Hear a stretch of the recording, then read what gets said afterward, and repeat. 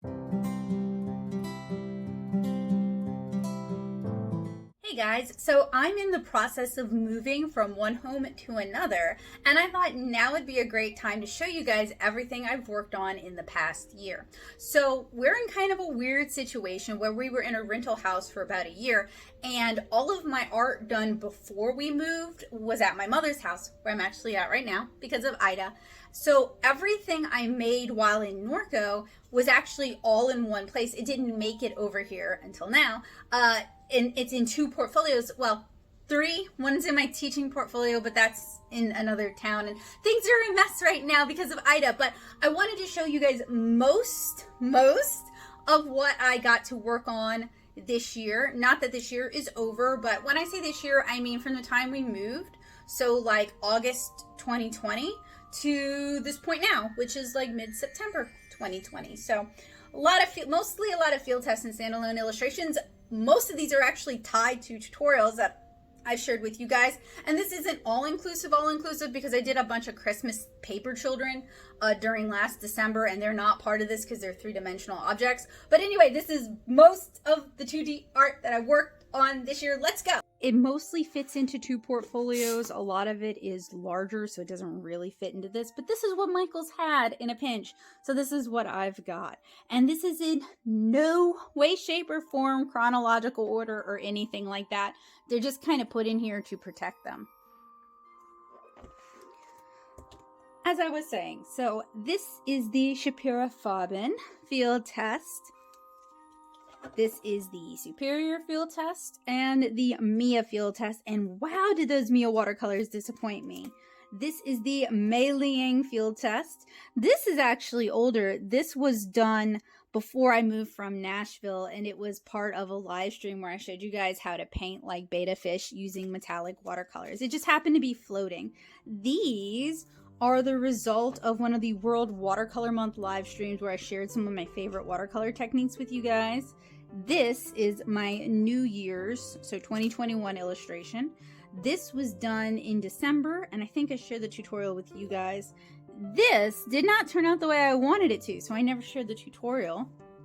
This was just done for fun. It was sketched the year before, and I never really got around to it, and I finally made it a point to paint it this year. Same goes for this cutie here with the mouse.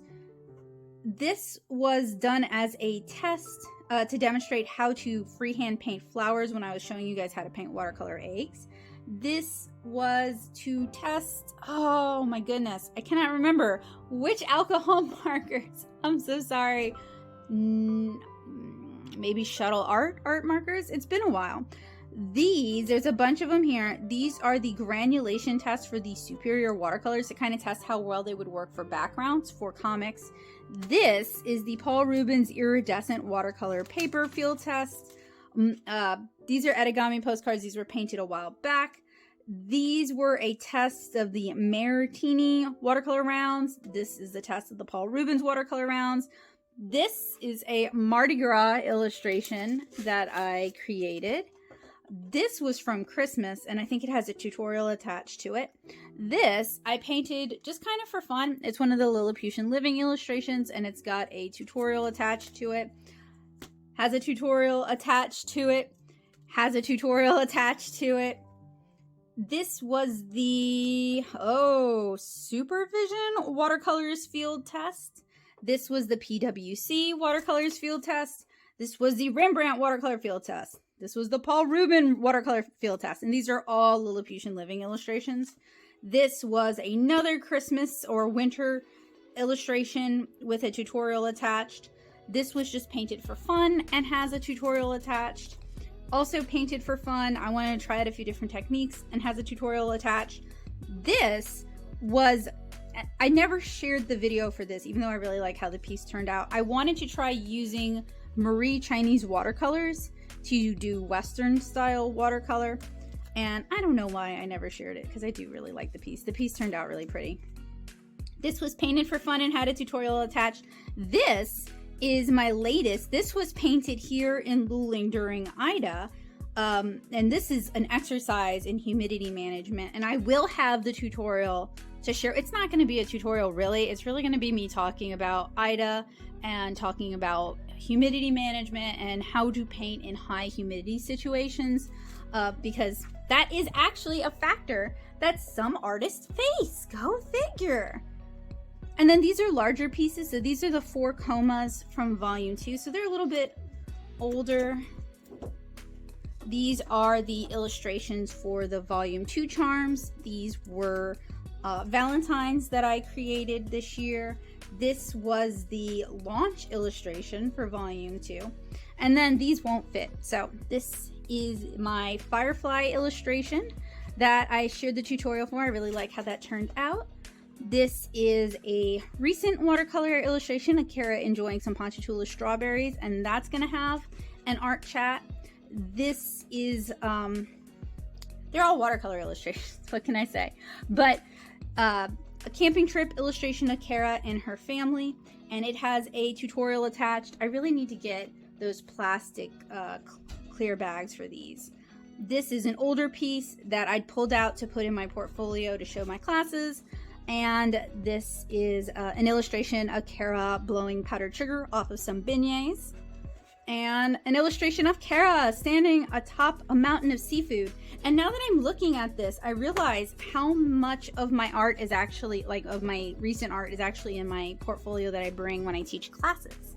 And I actually have a flip through of that.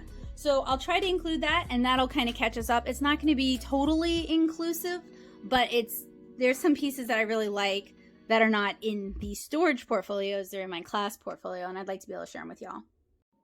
So this is my current Manga Madness portfolio. So I wanted to make sure I included some stuff that really reflects the influence that manga and anime has had on my art style over the years, without it all being the same. Now I do draw a lot of girls, so it is pretty girl heavy. I also wanted to include some comic pages. Now, like I said earlier, most of my Kara pages are packed away in another city. So these are the 4 coma bonus pages from volume 2. And 4 coma is a type of manga. It does come, it's non-coma, so it does hail from Japan. It is manga. So I guess I have a manga-esque example in here.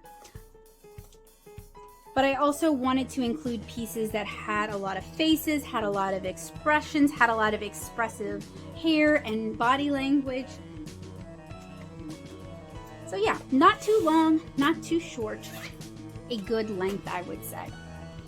I really thought I had more of this year's art with me, but that's still a lot of art, and I'm still really happy I could share it with you guys, especially because not only do I get to share it with you guys by flipping through and kind of briefly talking about it, but I got to share the process with you guys, and that's something I've really come to love and enjoy being able to do. I'm starting to kind of morph things away from like straightforward tutorial to art chat, and I really like that because it's much looser. I can talk about concepts, I can talk about inspiration, I can talk about workflow. Like, I'm not tied to and then this and then this and then this and then this and then this, because I've covered that like a million times. I can actually talk about other things, which is nice because it's more like hanging out and less like da da da da da da da. So yeah, it was exciting to be able to make so much work this year. I was very productive in terms of creating illustrations, not so productive in terms of creating comics, but I'm really hoping that once I'm settled again and I've got my new studio set up, that I'll be able to start working on comics again, because I do miss them, and I really wanted a better workspace for that, because y'all, I cannot paint on the floor anymore. Like, I just can't. I am old and my body is like, I hate you, so I can't do that anymore. So yeah, it's been a while since so I don't really, my sketchbook is like real loose, like thumbnail sketches. It's not worth showing to anybody, and it takes forever for me to finish like a start to finish sketchbook, because I do a lot of work just like on watercolor sheets. So let's call this a sketchbook flip through, even though every piece is more refined than if they'd been in a sketchbook. We'll call it something. Anyway, I'll see you guys again soon. I hope you guys enjoyed it, and I hope you guys have a wonderful day.